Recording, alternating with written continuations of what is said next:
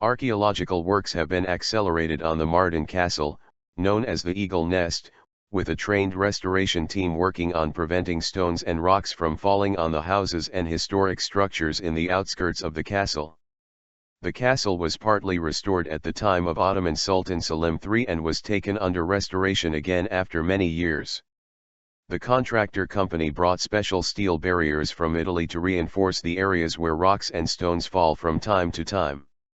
The climbers' reinforcement works begin early in the morning at the altitude of 1085 and continue until late. The structure of the castle is a handicap for the erection of a scaffold.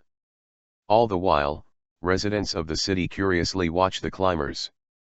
Mardin Deputy Governor Ali Güldoğan said the castle, which had been transferred to the Turkish Armed Forces, would open to tourism after the works were done.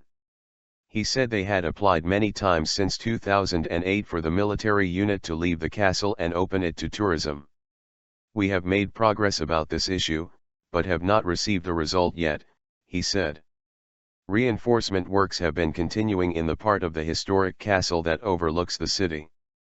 Archaeological works and restorations are also continuing in the military area of the castle. A nearly 900-year-old mosque from the Archaeological era will also be restored and open to worship.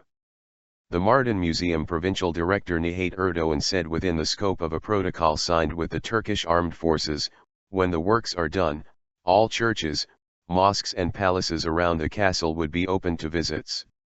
The highest point. The castle is 1,200 meters above sea level and 600 meters above ground. It is the highest point overlooking the old town of Mardin, which rises out of the side of a hill. Mardin has witnessed the Assyrian, Persian, Roman, Byzantium, Umayyad, Abbasid, Seljuk, Hamdani, Artuklu, Karakoyunlu, Akoyunlu, Safavid and Ottoman eras, without ever losing its importance. According to history, King Sad Boari, a Zoroastrian, arrived in Mardin Castle in 330 AD. The ill king had a summer place built and lived in Mardin for 12 years. Because he recovered during his stay in the castle, he brought many soldiers and civilians from his country, Persia, to relocate them in Mardin. Many improvements were seen after their arrival until 442 AD. In 442 AD a terrible plague epidemic made the city an intolerable place to live.